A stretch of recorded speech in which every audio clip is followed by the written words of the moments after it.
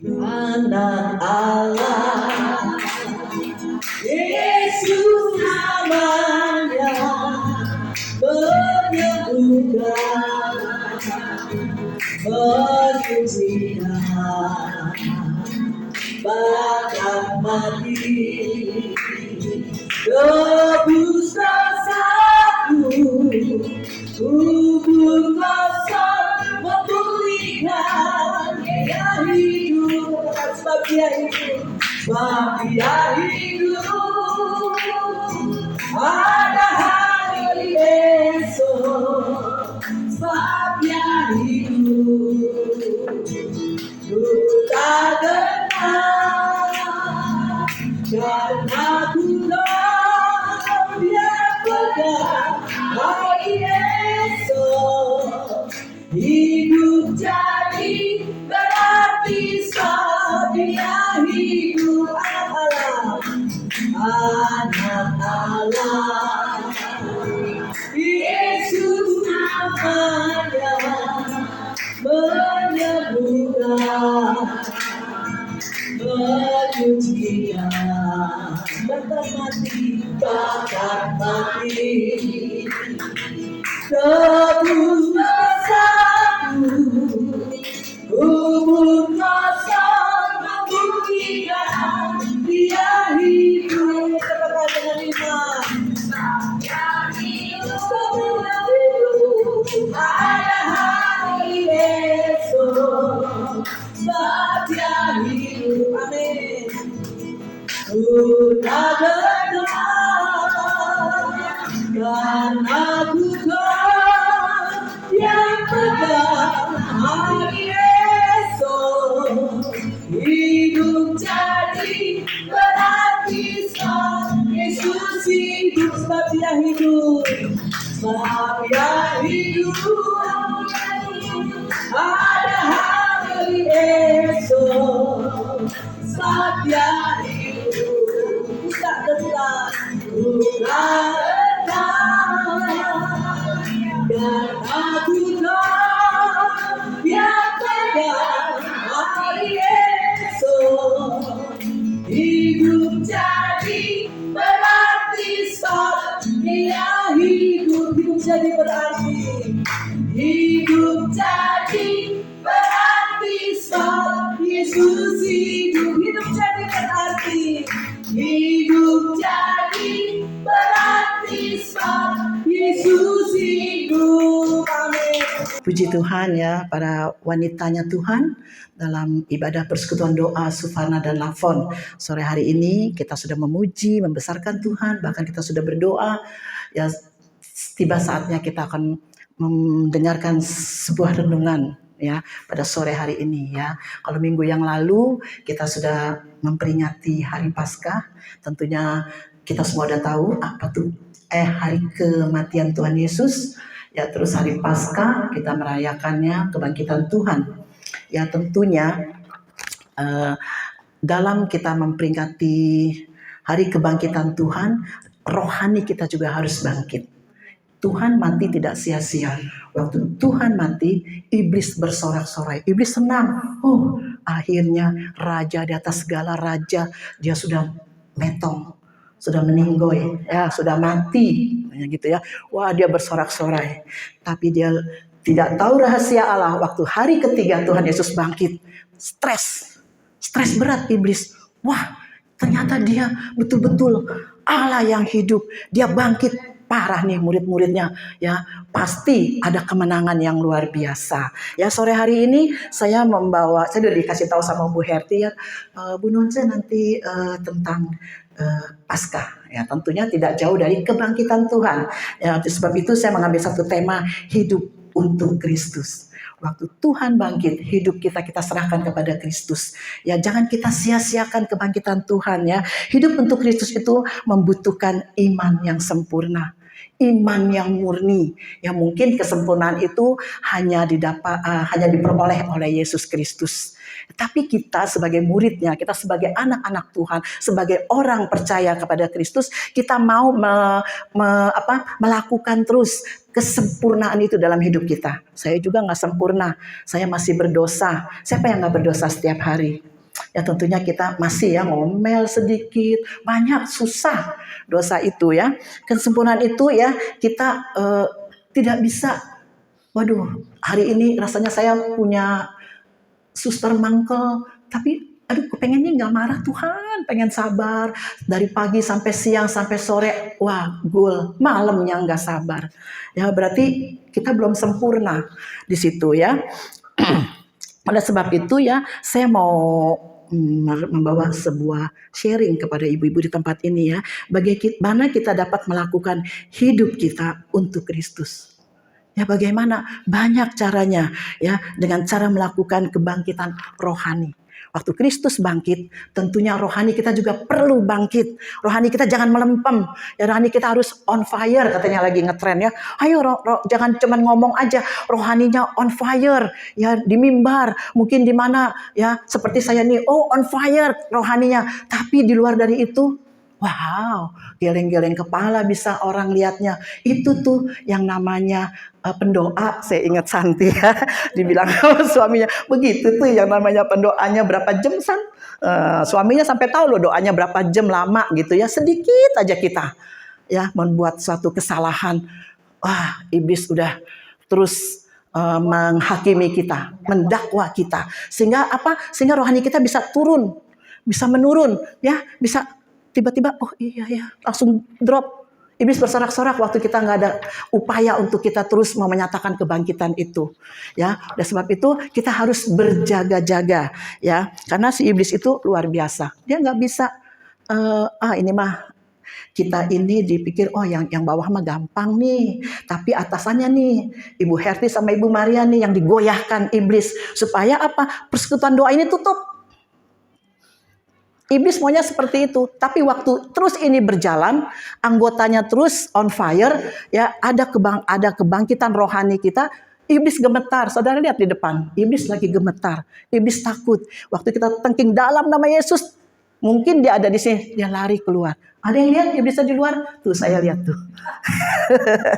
Ya, iblis lari. Dia takut waktu kita sebut nama Yesus, dia takut. Oleh sebab itu kita anak-anak Tuhan, kita harus tunjukkan, kita harus kasih kenyataan bahwa kita ini murid Kristus yang tidak pernah dikalahkan ya. Kebangkitan rohani itu jangan saudara tahan-tahan. Ya, jangan saudara tahan ya. Tuhan Yesus aja mati cuma 3 hari dikubur. Kemudian dia bangkit. Gak lama-lama, begitu juga kita. Apa sih itu kebangkitan rohani yang dulu kita mungkin ya kita merasakan orang yang berdosa. Dulu mungkin kita orangnya sering kepahitan, kita ada dalam kekecewaan, kita sering tersinggung, kita sering berdusta, berbohong, ya apalagi kita sering nipu-nipu orang, ya dengan membawa iming-iming nama Kristus. Banyak loh orang-orang Kristen, ya orang jualan aja juga. Nih saya jualan nih buat gereja. Ya menjual nama Kristus dengan jualannya, jualan aja yang fair, ya kan? Nah disitulah ya iblis mau pakai kita anak-anak Tuhan supaya wah enak nih kalau kita beli dalam nama Yesus, orang-orang jual orang Kristen, kasihan. Apalagi lihat orang Kristen yang susah, ya kita kasihan sama mereka. Tapi oleh sebab itu hati-hati, kasih yang Tuhan ajarkan kepada kita. Saya tahu kita semua punya kasih yang lebih besar, karena itulah yang Tuhan ajarkan nomor 1. Kasihilah Tuhan Allahmu dengan segenap akal budimu, dengan segenap jiwamu. Kasihilah sesamamu manusia seperti engkau mengasihi dirimu sendiri. Kalau engkau tidak pernah mengasihi saudaramu sesama manusia, bohong. Kalau Tuhan katakan kita mengasihi Yesus, ya. Ya, oleh sebab itu ya, mari kita kuburkan semua dosa kita. Ya, dosa kejahatan kita. Apa sih dosa kejahatan? Banyak. Mungkin yang masih punya suami, ya sering ada ya selek-selek, koslet-koslet dikit, ya. Ya, kita sering kali berkata-kata yang ya pokoknya naiklah emosi. Saya udah aman, udah nggak emosi. Ya, udah nggak emosi. Nih ya, udah aman, hilang sedikit dosa kepada suami. Penting loh ya. Nah, ini yang ada suami, ya. Masih ya Tadi saya bilang sama Maria, ya kita memang begitu, kita kalau ngurus kakek-kakek gitu, ngurus orang yang udah tua harus banyak sabarnya, ya. Kalau enggak kita berbuat dosa setiap hari, itu kita kita akan kuburkan semua dosa-dosa itu ya, kekhawatiran kita, kecemasan kita, kepahitan kita, itu semua kita harus kubur. Ya, karena apa? Karena waktu kita dikuburkan kejahatan kita semua itu di dalam bersama-sama dengan Kristus, ya, maka kita akan memperoleh kemenangan waktu Yesus bangkit. Ya, kalau kita tahan aja, nggak mau bohong terus dari masih gadis sampai punya anak 5, bohong aja, demen itu dipelihara terus seperti tuan, ya. Jadi dosa itu semua kejahatan, semua sebuah kecemasan itu, jangan kita seperti tuan rumah, diamnya betah ya. Ini tuan rumahnya siapa? Rida tentunya betah di rumah ini. Tapi kita mau jadikan kejahatan kita itu sebagai tamu. Ya, sebagai tamu. Kalau tamu kan nggak lama-lama, si Rida bosen. Kalau bertetamu 3 jam, aduh pantat udah gatel. 2 jam, nggak pulang-pulang nih Bu Nonce. Jadi seperti tamu, jadi kita harus cepat-cepat waktu dosa itu menghimpit kita, waktu kecemasan itu menghimpit kita, kesusahan menghimpit kita. Jangan kita bersandar kepada orang lain, ya. Langsung buru-buru kita usir, kita tangking dalam nama Yesus. Langsung kita bangkit rohani kita. Oh, saya nggak mau nih begini. Oh, saya susah, saya mau usaha. Saya nggak mau minta-minta sama teman. Saudara, kalau saya bilang nanti saudara nggak percaya, itu Ibu Lili satu-satunya yang tahu saya hidup susah. Saudara, saya kontrak bukan seperti di tempat rumah ini loh, mewah. Tanya Ibu Lili, saya kontrakan di mana, Li? Nah, dipetakan 3 petak.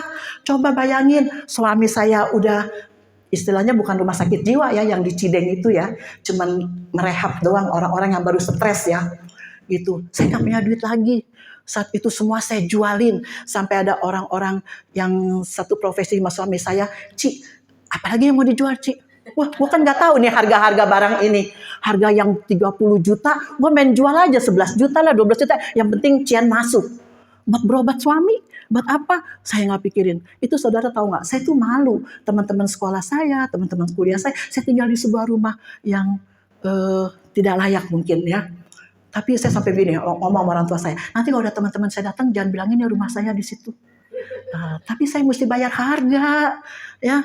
Masa iblis senang loh waktu saat itu kita punya pikiran-pikiran seperti itu ya. Saya berusaha.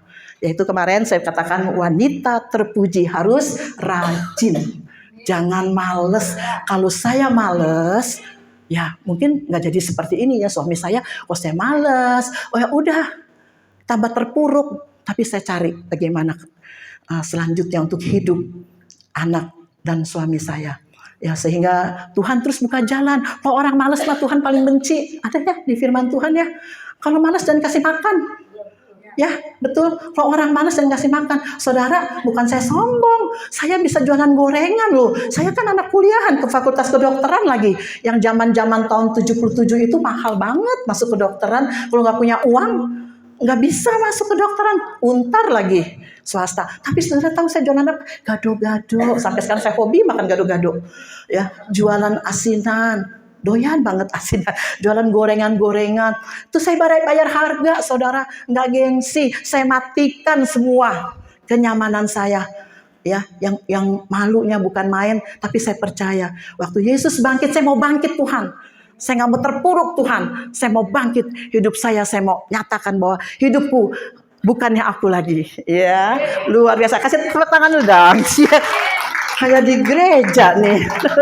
Ya, jadi saya mau terus bangkit. Amin. Itu satu. Saya dari kecil diajarkan juga sama papi saya, jangan suka minta belas kasih orang. Ya, jangan suka minta-minta sama orang. Ya, jangan haji mumpung sama orang. Gitu ya. Itu saya ingat pelajaran papi saya. Jadi saya terus berjuang. Saya buka catering. Akhirnya apa? Bisa di rumah. Suami saya kembali bekerja. Uang gajinya untuk bayar rumah, bayar sekolah, bayar apa. Uang catering saya buat makan. Buat shopping ke CL dulu. Ya, Citraland cuman ada ya mallnya di CL. Tiap Sabtu saudara, jangan main-main anak saya bawa ke CL tiap hari, tiap Sabtu habis terima uang catering. ambil dulu keuntungannya buat anak-anak. Menyenangkan hati anak bukan dengan uang pinjaman. Tidak, saya berjuang terus tuh. Ibu Lili tahu, dan pada sidang saya tahu. Sebagaimana saya akhirnya, ya saya nikmati kebangkitan Tuhan Yesus sampai saat ini. Karena apa? Roh kita dulu. Roh kebangkitan kita itu berhubungan erat dengan iman kepercayaan kita kepada Tuhan. Yuk kita lihat di sini dalam Yohanes 20 ayat 24 sampai 31. Ya, buka.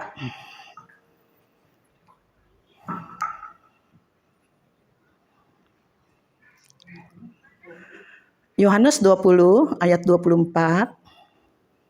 Nah, situ ada perikopnya, Yesus menampakkan diri kepada Thomas. Ya, mungkin kita sudah sering mendengar ayat ini, ya.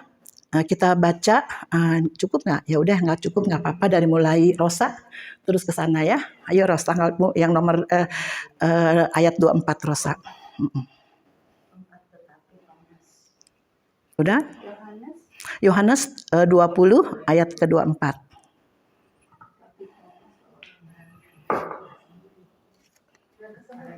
Tetapi Thomas, seorang dari kedua belas murid itu, yang disebut Didimus, tidak ada bersama-sama mereka ketika Yesus datang ke situ. Maka kata murid-murid yang lain itu kepadanya, kami telah melihat Tuhan. Tetapi Thomas berkata kepada mereka, sebelum aku melihat bekas paku pada tangannya, dan sebelum aku mencucukkan jariku ke dalam bekas paku itu, dan mencucukkan tanganku ke dalam rambutnya, sekali-kali aku tidak akan percaya. 26. 8 hari kemudian murid-murid Yesus berada kembali dalam rumah itu, dan Thomas bersama-sama dengan mereka. Sementara pintu-pintu terkunci, Yesus datang dan dia berdiri di tengah-tengah mereka dan berkata, damai sejahtera bagi kamu. 27. Ayat 27. Kemudian ia berkata kepada Thomas, taruhlah jarimu di sini dan lihatlah tanganku, ulurkanlah tanganmu dan cucukkan ke dalam lambungku, dan jangan engkau tidak percaya lagi, melainkan percayalah. 28. Ayat 28. Thomas menjawab dia, ya Tuhanku dan Allahku. 9 Nani. Ayat 29. Kata Yesus kepadanya, karena engkau telah melihat aku, maka engkau percaya. Berbahagialah mereka yang tidak melihat, namun percaya. Amin. Kalau kita boleh, setelah kita membaca ini ya, Thomas itu adalah murid daripada Tuhan Yesus. Ya, ada 12, salah satu murid dari Tuhan Yesus. Kalau kita baca menyimak terus dalam ayat-ayat ini, bahwa Thomas itu adalah seorang murid yang kurang percaya. Dia kurang percaya. Kalau yang lainnya tahu, yang lainnya percaya, tapi Thomas kurang percaya. Ya karena dia pikir Yesus sudah mati, ya udah, mana bangkit lagi. Ya, kita jangan seperti Thomas. Ya, murid yang tidak percaya, murid yang tidak mempunyai iman yang sempurna kepada Tuhan. Iman yang murni, padahal setiap hari dia berjalan bersama Yesus berapa tahun itu, melayani bersama-sama. Banyak kan orang Kristen seperti itu, melayani bersama-sama, khotbah, pimpin pujian, menjadi singer, ya, tapi dia kurang percaya kepada Tuhan. Dia tidak mengandalkan kepada Tuhan. Waktu datang badai itu, ya, badai topan, ya, waktu datang kesusahan, kesulitan, waktu datang kekecewaan, kepahitan, dia tidak mengandalkan Tuhan. Dia mengandalkan dirinya sendiri, ya. Tidak mengandalkan Tuhan. Itu sebabnya orang-orang seperti itu, orang-orang yang imannya kurang percaya kepada Tuhan, tidak murni kepada Tuhan. Mungkin kita juga nggak murni, tapi kita kan mau bahwa ingat, Tuhan itu sudah bangkit. Tuhan itu segala-galanya bagi hidup kita, ya. Si Thomas ini kurang percaya. Tuhan tahu nggak Thomas itu nggak percaya? Tahu. Tuhan tahu kita, Tuhan tahu isi hati kita, bahwa kita tidak mengandalkan Dia. Tuhan tahu. Ya, sebab itu biarin aja sama Tuhan, biar lu susah terus. Saya juga kerja Tuhan Yesus gitu. Orang yang cuma bisanya meminta dalam kesusahan, orang yang bisanya tidak mau mengandalkan Tuhan, cuman mau, ya nanti juga pastilah Dia tolong saya. Itu orang yang males. Saya tahu, saya jadi Tuhan Yesus juga, saya biarin aja dia susah. Ya, tapi Yesus mempunyai kasih yang luar biasa. Yesus tahu, dan Yesus mau menyatakan dirinya supaya apa? Si Thomas itu percaya. Ya, di dalam ayat yang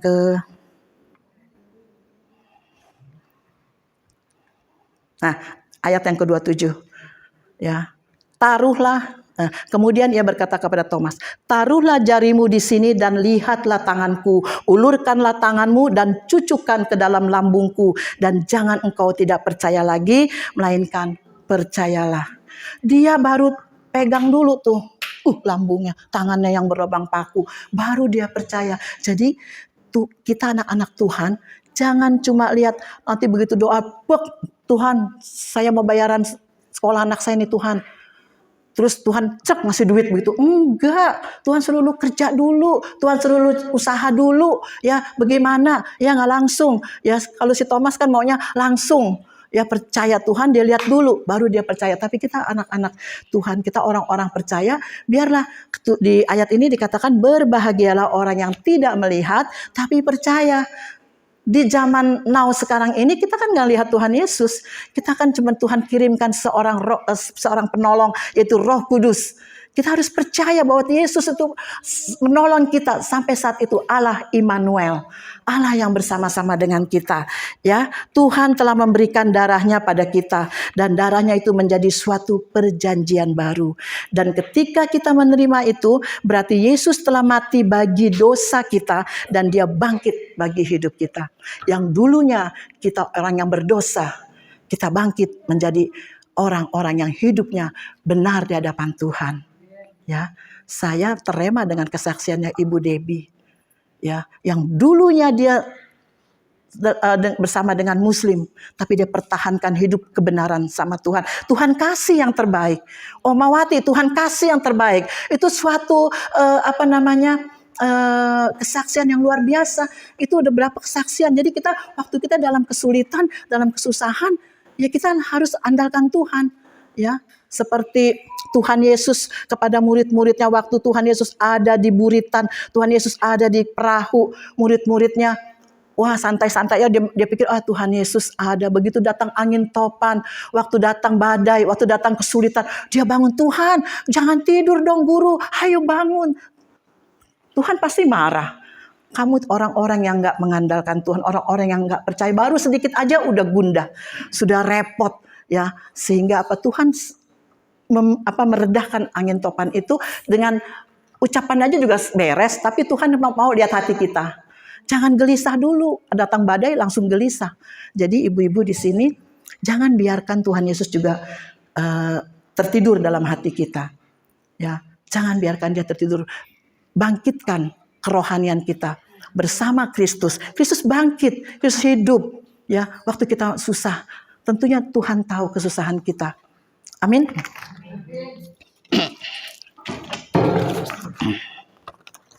Ya, hari ini jangan kita biarkan Yesus tidur dalam hidup kita. Badai topan dan gelombang akan semakin besar datang dalam kehidupan kita.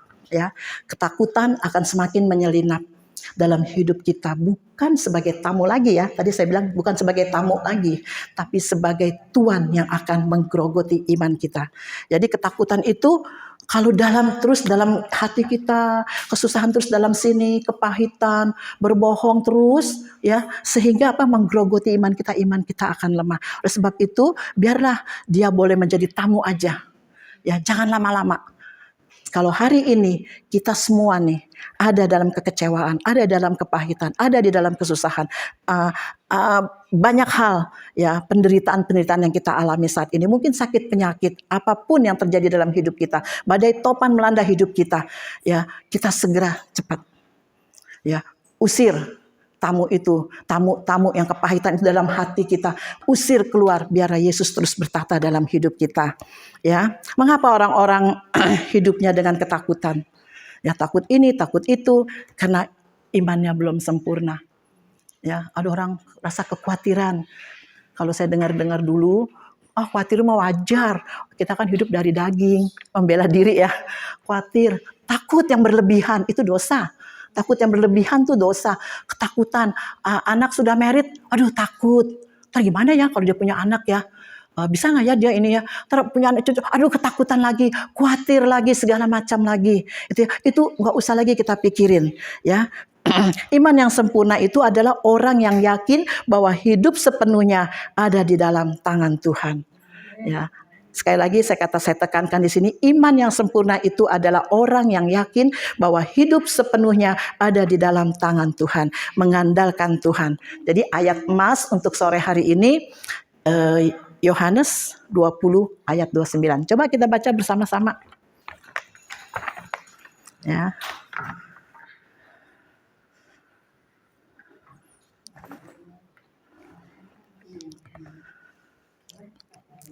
Yohanes 20 ayat 29 ya, udah dapat semua? Katakan amin. Kita baca sama-sama ya. Ya, kita hitung mundur. 3, 2, 1.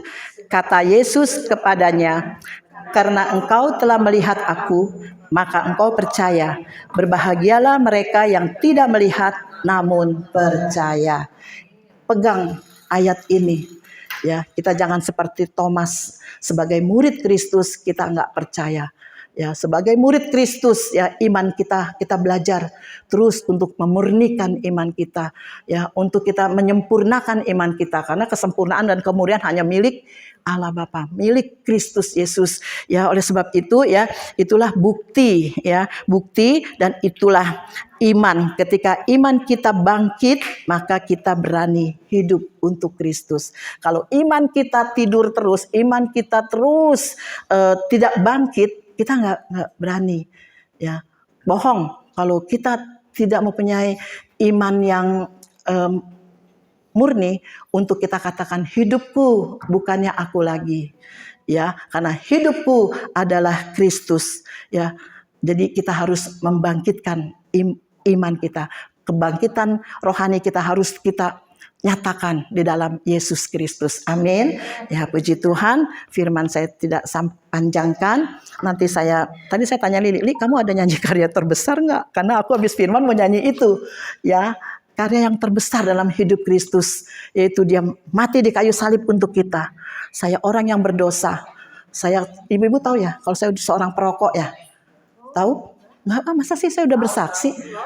Saya udah bersaksi. Oh iya ya, nih kesaksian saya. Saya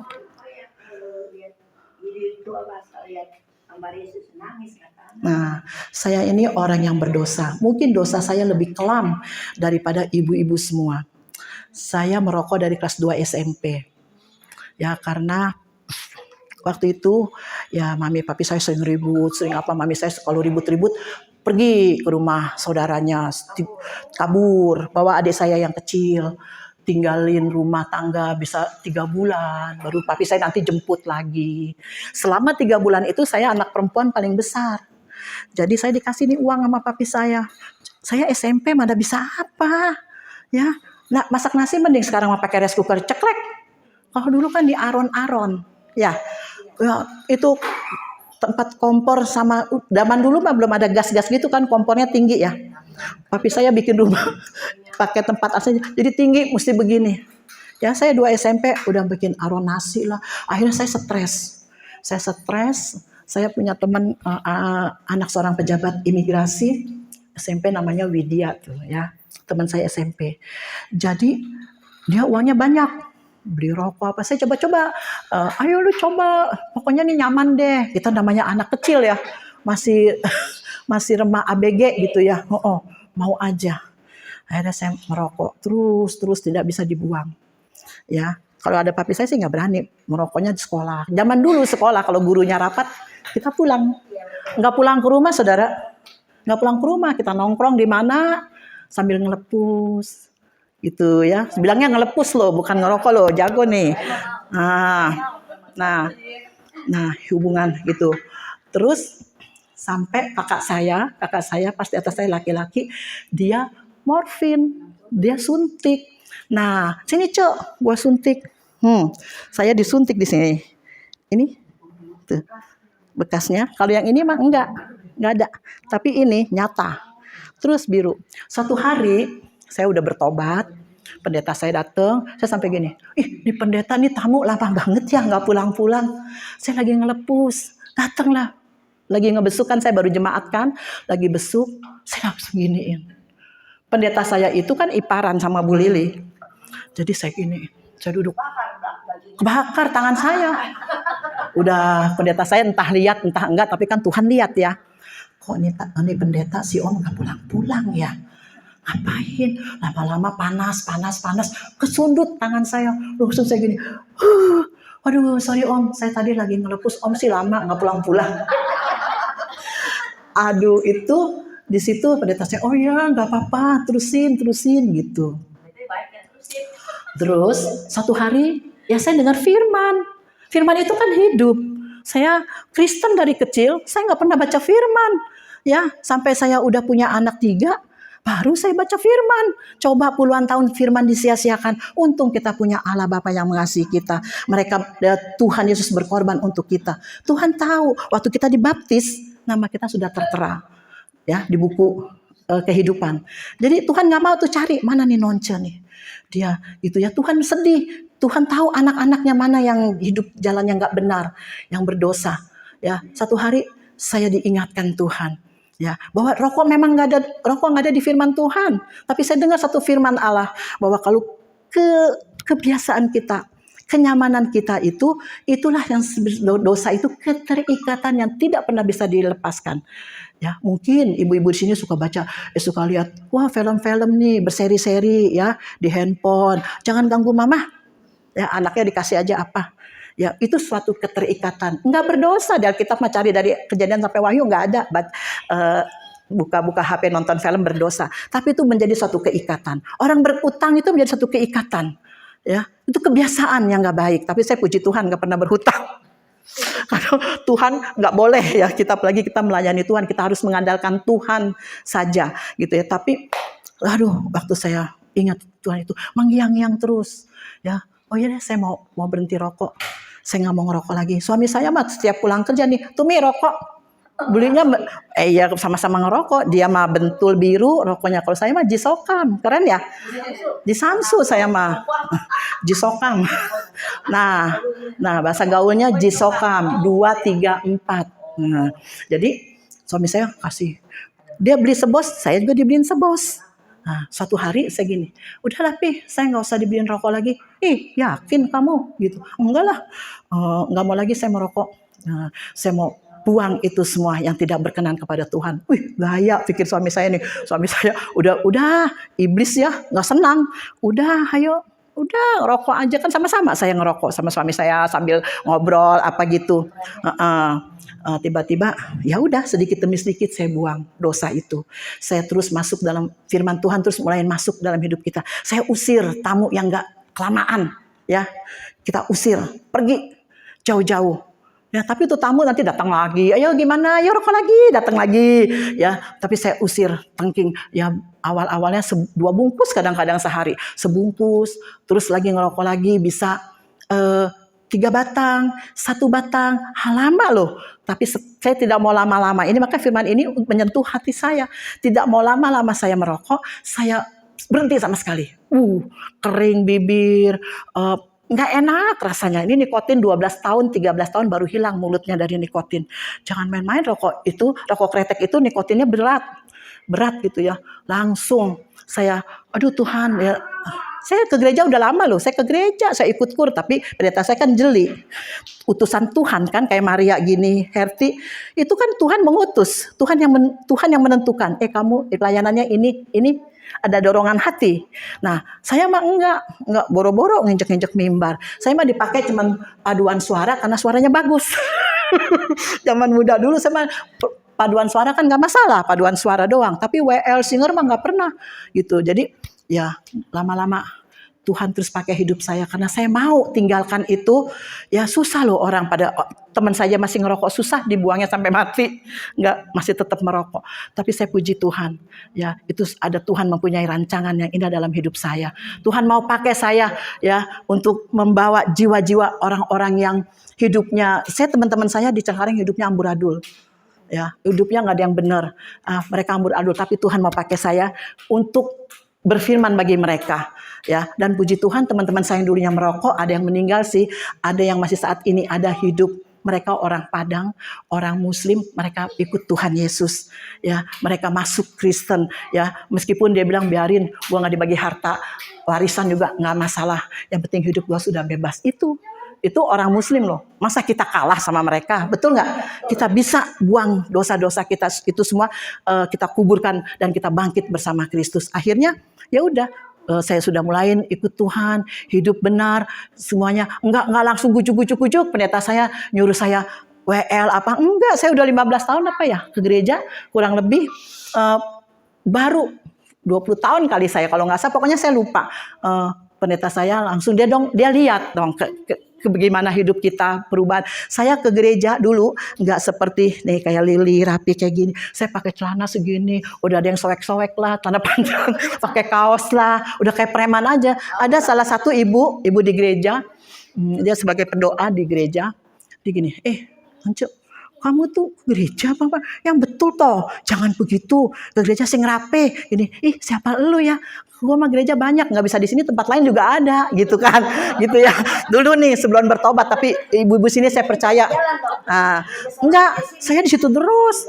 Saya gerejanya di situ terus. Akhirnya lama-lama ya kita tertegur lewat kaum wanita, harus tampil beda, harus itu baru saya pakai rok. Bu Lili tahu saya bagaimana kehidupan saya, latar belakang saya. Ya saya pakai rok, duduk juga saya seenaknya, main angkat kaki. Terus ada diaken saya, majelis gereja saya gini. Gitu, rapet. Itu lagi pesta perak kawin 25 tahun saya di gereja. Udah pakai dress cantik-cantik, udah rambut udah dandan. Duduknya asal begini aja nih pakai dress. Suruh duduk begini sampai udah kebiasaan saudara, luar biasa. Tapi puji Tuhan, Tuhan ubahkan semuanya waktu kita mau tersungkur di kaki Tuhan.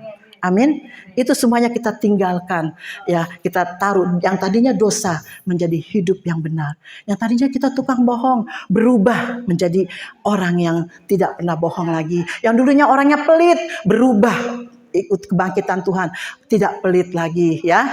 Jadinya biarlah kita mau sebagai pendoa syafaat, kita harus tunjukkan, kita harus nyatakan kemuliaan Tuhan lewat hidup kita. Amin.